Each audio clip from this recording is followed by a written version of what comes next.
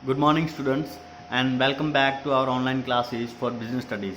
In last lecture, as I said, we have completed the chapter number 3, that is business environment. ठीक है, हमने last lecture में 3 chapters जो हैं, third chapter जो है हमने कंप्लीट कर लिया और इसके साथ हमारे जो है 3 चैप्टर कंप्लीट हो गए. Number 1 that is the management significance, chapter number 1. फिर चैप्टर नंबर 12 हमने देखा था कंज्यूमर राइट. उसके बाद हमने देखा था chapter number 3 that is the business environment. वो 3 चैप्टर हमने जो है कंप्लीट कर दिए. तो अगर उसके बारे में हम बात करें तो उसकी जो मार्किंग जो है, जो हमें जो बोर्ड के हिसाब से, आपके बोर्ड के हिसाब से उसमें से जो मार्किंग जो है कैसे होगी, तो ये आप देख लो एक बार. तो आज का जो है चैप्टर नंबर 1, 2 एंड 3 वो 16 मार्क का है. ठीक है, chapter number 4 and 5 that is 14 mark. Chapter 6, 7 and 8 बहुत ही इजी हैं, बहुत ही, यहाँ से आपके मार्क्स कहीं पे भी नहीं चाहने चाहिए क्योंकि ये 3 चैप्टर जो हैं बहुत ही इजी हैं. वो मार्क्स का आपको आएगा 20 मार्क्स. उसके बाद है पार्ट बी में financial management and financial market. थोड़े से ट्रिकी हैं लेकिन मिक्सअप हो जाते हैं, लेकिन इजी हैं अगर आप अच्छे से समझोगे तो. वो है 15 मार्क्स. और दूसरा है marketing management and consumer protection. ये भी बहुत ही, दोनों चैप्टर बहुत ही इजी हैं.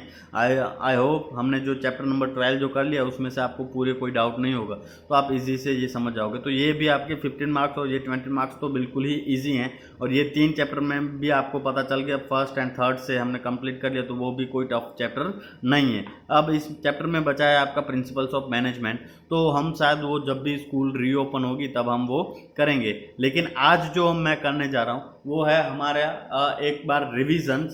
तो केस स्टडीज हम लास्ट अभी जो 3 लेक्चर जो लेंगे, इन तीनों चैप्टर जो हमने तीनों चैप्टर किए हैं उसकी केस स्टडीज हम कैसे सॉल्व करनी है, 1 मार्क के क्वेश्चंस कैसे पूछे जाते हैं, ठीक है, एमसीक्यूज कैसे पूछते हैं, वो हम यहाँ पे लास्ट 3 लेक्चर में, जो अभी जो आने वाले 3 लेक्चर जो होंगे वो हम करेंगे.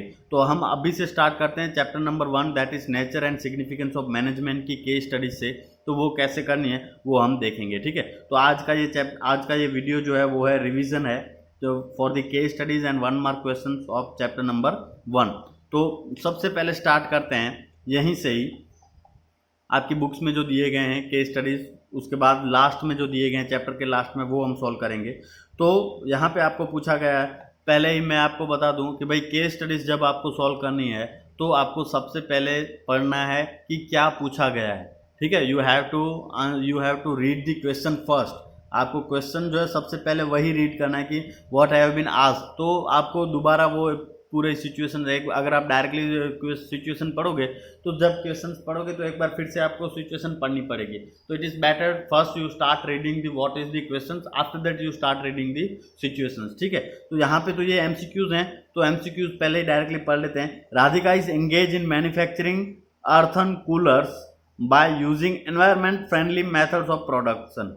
ठीक है, तो which management of objective is discuss. तो अगर आपको यहाँ पे डायरेक्टली पूछ रहे हो विच मैनेजमेंट ऑब्जेक्टिव है, ठीक है, तो you might be aware that वहाँ पे इन तीनों में से एक आंसर आएगा, या तो पर्सनल ऑब्जेक्टिव, सोशल ऑब्जेक्टिव, या फिर हमारा जो है ऑर्गेनाइजेशनल ऑब्जेक्टिव. ठीक है, ये 3 ही ऑब्जेक्टिव हैं किसी भी कंपनी के, तो इन तीनों में से ही आंसर आएगा यहाँ पे. ठीक है, एमसीक्यूज दिया हुआ है, अगर एमसीक्यूज नहीं दिया गया होता तो you can easily identify that. अगर आपको if you are able to memorise the what are the objective, what are the different objective of any organisation.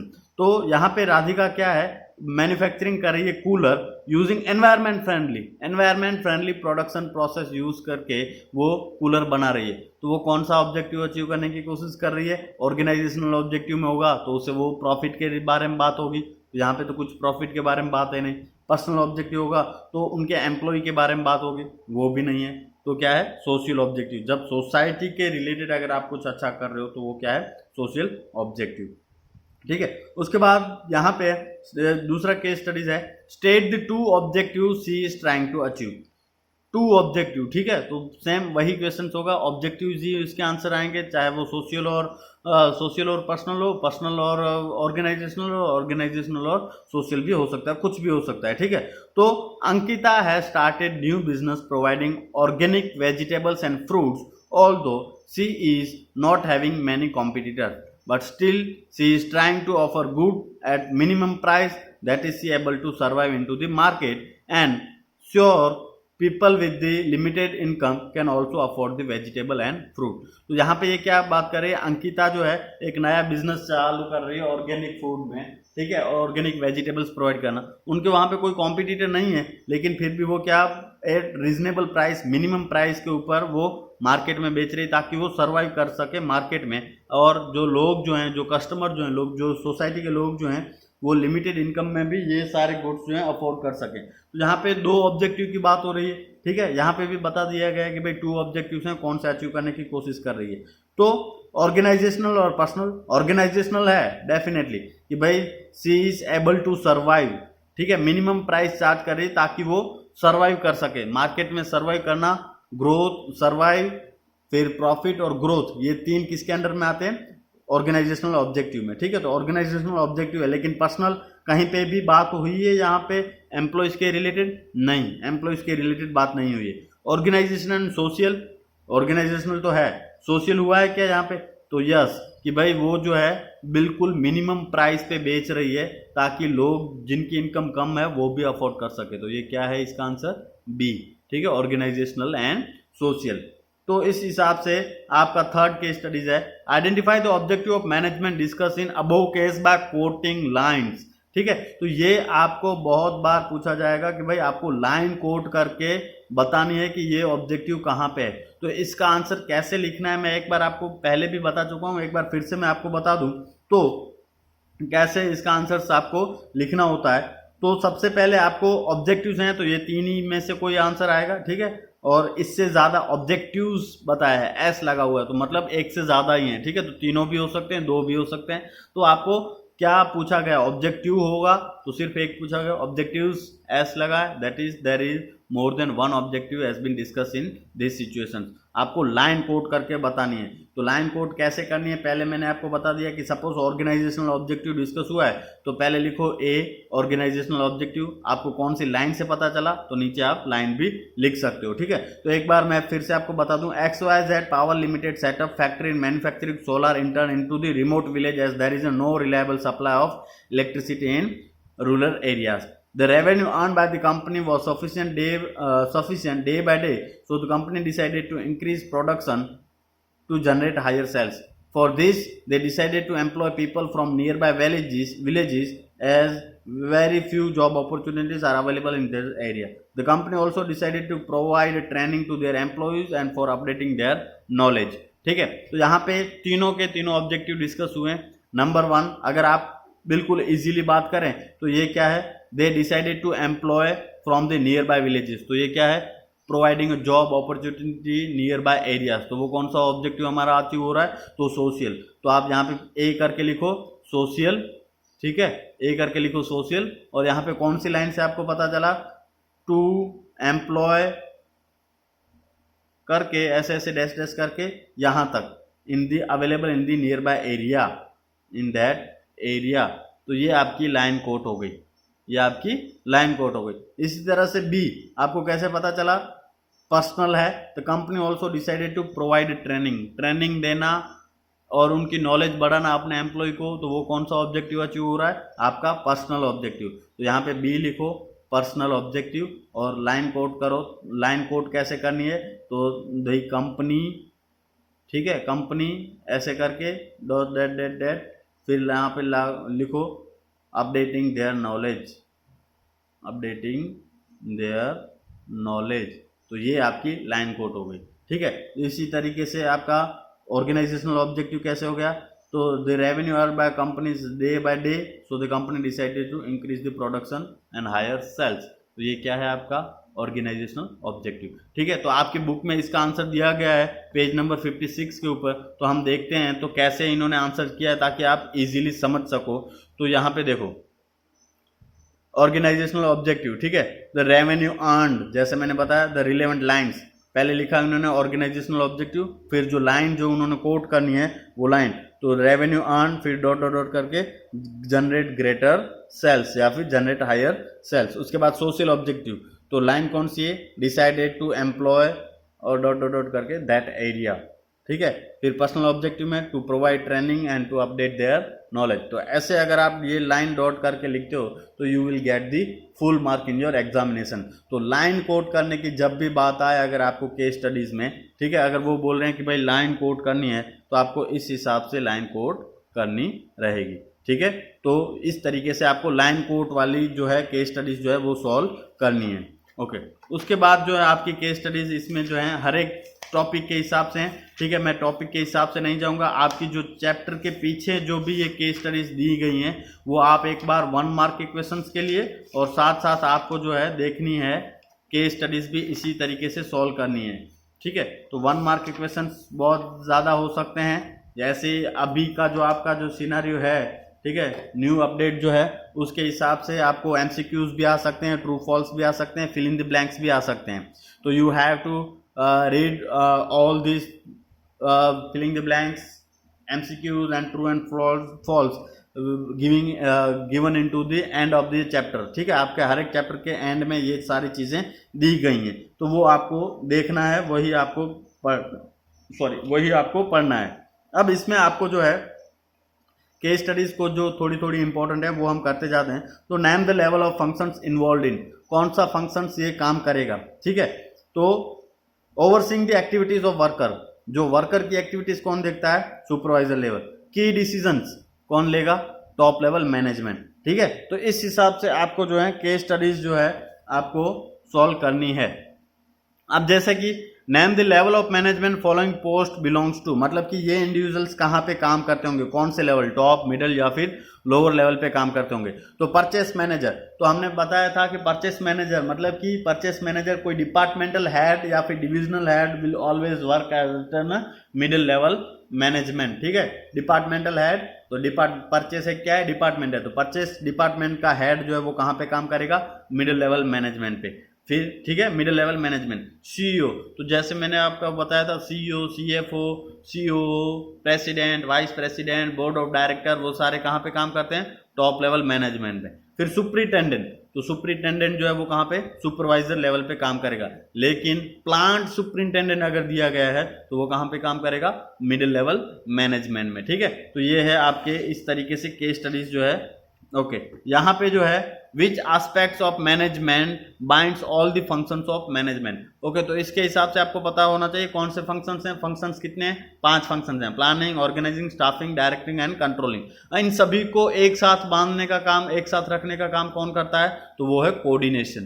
क्या है, वो है कोऑर्डिनेशन, ठीक है। तो which aspects of management binds all the functions, तो जितने भी फंक्शंस हैं उसको एक साथ रखने का काम कौन करता है, कोऑर्डिनेशन, ठीक है।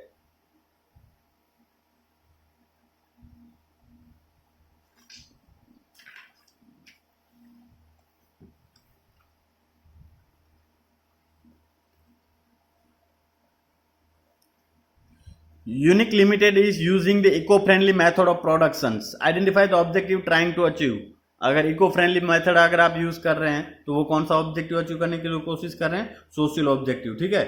Which functions of management consider as the base for all the functions. Base किसका है, कौन सा फंक्शन बेस है सभी के लिए, तो प्लानिंग, ठीक है। तो इस हिसाब से आपको जो है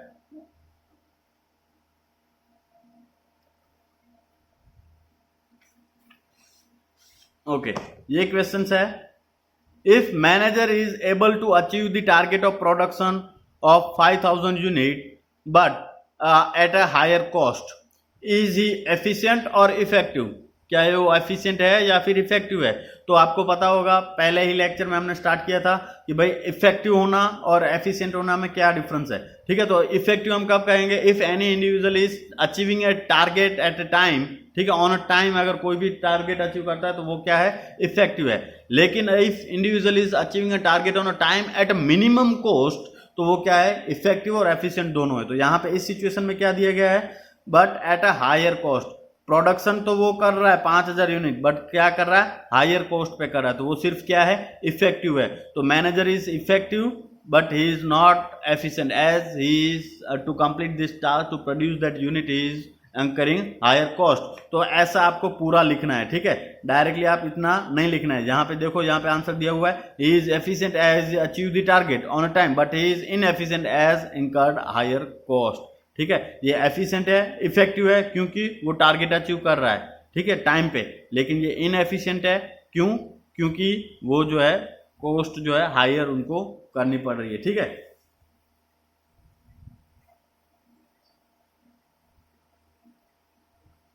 ओके, यहाँ पे एक केस स्टडीज है। Ram argue that management is required in all kinds of organisation where Mohan feels that management is not required in non business organisation such as schools, church, hospitals etcetera. Who is correct? Ram argue करता है कि भाई school management जो हर एक जगह पे चाहिए, ठीक है, लेकिन मोहन कहता है कि नहीं, वो नॉन बिजनेस ऑर्गेनाइजेशन में उसकी जरूरत नहीं है। तो कौन करेक्ट है और यहाँ पे कौन सी कैरेक्टरिस्टिक्स जो है डिस्कस हुई है, ठीक है। तो यहाँ पे जो है राम जो है वो करेक्ट है, क्योंकि मैनेजमेंट इज ऑल परवेसिव जो कैरेक्टरिस्टिक्स है, ठीक है, मैनेजमेंट इज ऑल परवेसिव, ठीक है, ये कैरेक्टरिस्टिक्स डिस्कस हुई है। इस रीजन की वजह से राम जो है करेक्ट है। हर एक जगह पे, चाहे स्कूल हो, चाहे चर्च हो, चाहे टेम्पल हो, हर एक जगह पे मैनेजमेंट की जरूरत रहेगी ही रहेगी।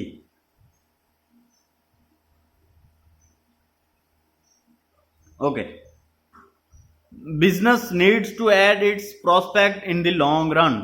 बिजनेस को लॉन्ग रन सर्वाइव करने के लिए उनको अपने कुछ न कुछ नए प्रोस्पेक्ट्स चाहिए। तो यहाँ पे identify the organisational objective highlighted in this statement. कौन सा ऑब्जेक्टिव यहाँ पे डिस्कस हुआ है, तो आपको पता होना चाहिए क्या पूछा है। ऑब्जेक्टिव पूछा है तो you just instantly quick in your mind, आपको अपने दिमाग में पता आना चाहिए कि ये तीन के सिवा आंसर नहीं होगा, ठीक है। चाहे हो सकता है पर्सनल, हो सकता है ऑर्गेनाइजेशनल, हो सकता है सोसाइटल। तो यहाँ पे ना तो सोसाइटी की बात हो रही है, ना एम्प्लॉय की बात हो रही है, तो ये कौन सा है? Organisational. Explain other two objectives, तो बाकी के दो ऑब्जेक्टिव वो आपको एक्सप्लेन करने होंगे, ठीक है।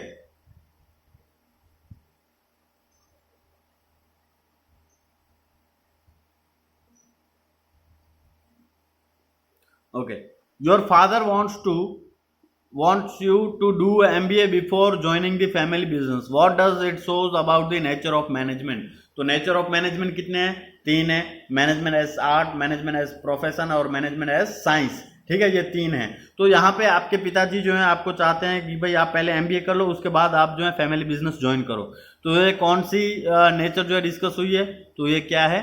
प्रोफेशन, ठीक है, प्रोफेशन की बात है। क्यों? क्योंकि भाई बिजनेस करना है तो everyone must have an MBA degree, ठीक है। यहाँ तो ना तो ये आर्ट के लिए कुछ डिस्कस हुआ है, ना ही साइंस के रिलेटेड। तो ये क्या चाहते हैं कि भाई अगर आपको बिजनेस करना है तो you must have an MBA degree, उसके बाद ही आप यहाँ पे ज्वाइन करो। तो ये कौन सा यहाँ पे डिस्कस हुआ है? नेचर। तो management is on the path of becoming profession, ठीक है। तो वो मैनेजमेंट एज एन प्रोफेशन आप लिख सकते हो इसमें, तो भी आपका आंसर जो है राइट ही होगा। Okay, assigning the duties, grouping the task, establishing the authorities and allocation the resources is one of the functions of management. ये एक फंक्शंस है मैनेजमेंट के, ये एक काम है मैनेजमेंट का। Name the functions. तो फंक्शंस कितने हैं मैनेजमेंट के? 5 हैं, ठीक है। Planning, organising, staffing, directing and controlling, ठीक है। तो इसमें से ये कौन सा फंक्शन है जिसमें हम जो है ड्यूटीज असाइन करते हैं, टास्क को ग्रुप करते हैं, अथॉरिटी जो है वो डिवाइड करते हैं, अलोकेट करते हैं हर एक इंडिविजुअल को। तो ये कौन सा है? तो प्लानिंग में हम क्या करते हैं? सिर्फ प्लान करते हैं, ठीक है। ऑर्गेनाइजिंग में हम क्या करते हैं? We establish the reporting relationship and we give the duties and give the authorities to the individuals. तो यहाँ पे ये कौन सा डिस्कस हुआ है? कौन सा फंक्शन है यहाँ पे? ऑर्गेनाइजिंग फंक्शन, ठीक है, ऑर्गेनाइजिंग। स्टाफिंग में फिर यहाँ पे ऑर्गेनाइजिंग, फिर हम प्लानिंग, ऑर्गेनाइजिंग, स्टाफिंग। स्टाफिंग में क्या करते हैं? वी हायर द पीपल्स, ठीक है। डायरेक्टिंग में हम क्या करते हैं? We motivate the individuals. और हम कंट्रोलिंग में क्या करते हैं? वी चेक देयर परफॉर्मेंस, ठीक है। तो ये सारे फंक्शंस होते हैं अलग अलग फंक्शंस में। ओके,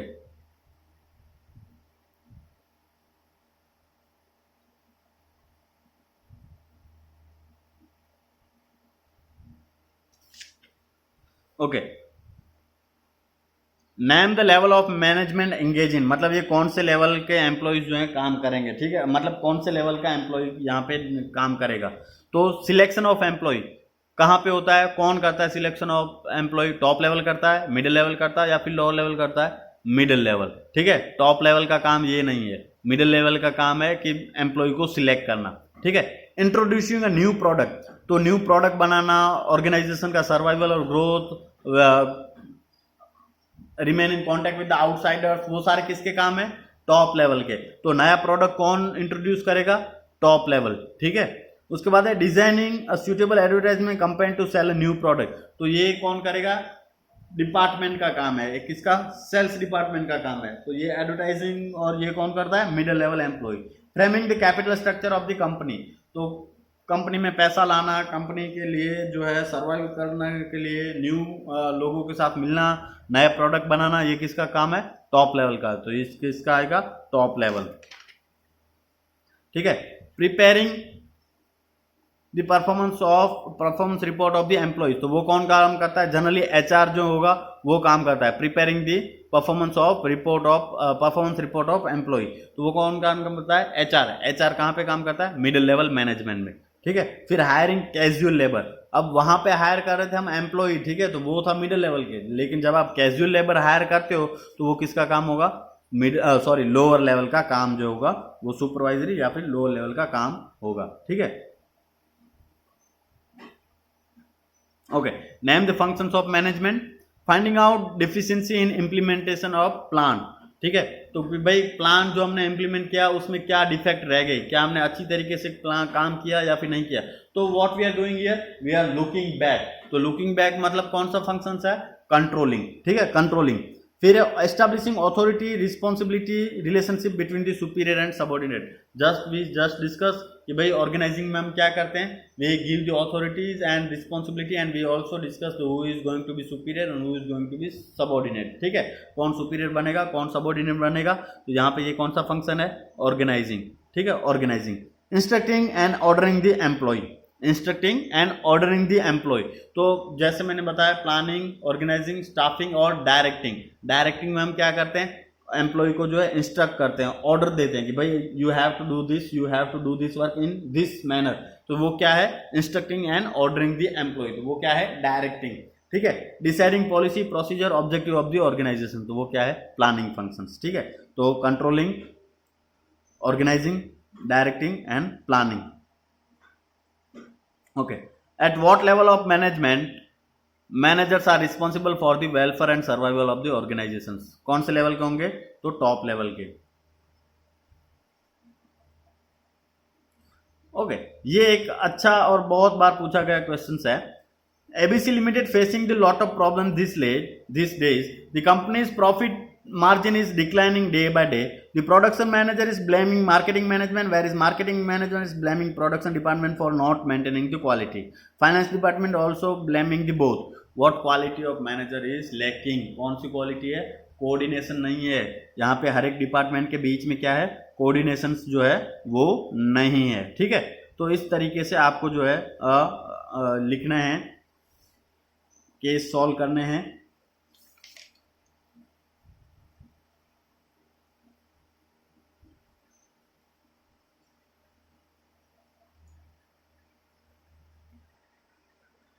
ओके, तो ये केस एक और है। ठीक है। आपको यहाँ पे क्या पहले सबसे पहले सिचुएशंस क्या आपको आइडेंटिफाई करना है, क्या आपको करना है? तो you have to first read the questions what have been asked. ठीक है। तो identify the different level of management this friends belongs to, मतलब यहाँ पे एक सिचुएशन दी गई है जहाँ पे 3 से 4 फ्रेंड है जो अलग अलग लेवल पे काम करते हैं। ठीक है। तो आपको आइडेंटिफाई करना है कि वो कौन से लेवल पे काम करते हैं। उसके बाद दूसरा क्या है? Explain any 2 functions of each level, मतलब वो जो जहाँ पे भी काम करते हैं उनके 2 फंक्शंस जो है आपको लिखने हैं। ठीक है। तो Rohan, Sohan and Mohan are 3 friends, they work in the same company, वो सेम कंपनी में काम करते हैं। One day they were having conversation where Rohan said I have purchased 2 new machines and it has become very difficult to motivate worker to shop floor to use this machines. Sohan said, I am facing the problem of finding the exact number and types of employee for my department. Mohan said, I have to decide the long-term plans in organization and I am responsible for the overall welfare of the organizations. ठीक है. तो यहाँ पे कौन सा individual कौन सी जगह पे काम करता है, that you have to identify, और उनके सभी के फंक्शंस जो हैं देखने हैं. तो यहाँ पे क्या है, Rohan said I have purchase 2 new machines and it has become very difficult to motivate to workers at a shop floor to use the machines. ठीक है. शॉप फ्लोर मतलब कि लोअर लेवल के ऊपर जो मशीन्स के ऊपर जो काम करते हैं उनको वहाँ पे लोगों को मोटिवेट करना है और वो काम करना है ताकि एम्प्लॉयज जो है ज़्यादा से ज़्यादा मोटिवेटेड होकर काम कर सकें. तो रोहन जो है वो बहुत ही डिफिकल्टी फेस कर रहा है. तो वो कहाँ पे काम कर रहा है, लोअर लेवल पे, ठीक है, सुपरवाइजरी या फिर ऑपरेशन लेवल पे कौन काम कर रहा है, रोहन, ठीक है। उसके बाद Sohan said I am facing problem finding the exact number of employ and type of employ for my department. Sohan कहाँ पे काम कर रहा है कि भाई उसको जो है एम्प्लॉयज हायर करने में प्रॉब्लम हो रही है। एम्प्लॉयज हायरिंग किसका काम है, मिडिल लेवल, तो सोहन कहाँ पे काम कर रहा है, middle level. Mohan said I have to decide long term plans and I am responsible for survival and growth, तो वो कहाँ पे काम कर रहा है, टॉप लेवल पे, ठीक है। तो जैसे रोहन जो है सुपरवाइजरी लेवल पर, सोहन जो है मिडिल लेवल और मोहन जो है टॉप लेवल, ठीक है। फंक्शंस आपको पता है, हमने पहले प्रीवियस में जो है हमने ये बहुत ही पूरी डिटेल में ये सारे चैप्टर्स जो हमने कवर अप कर लिए हैं। तो that's it for the today. मैं आपको कुछ केस स्टडीज जो है सॉल्व करने के लिए दे रहा हूँ, आप वो केस स्टडी सॉल्व करना और आगे बढ़ना। अगर कुछ भी डाउट हो तो you can contact me any time. Okay, thank you very much, have a good day.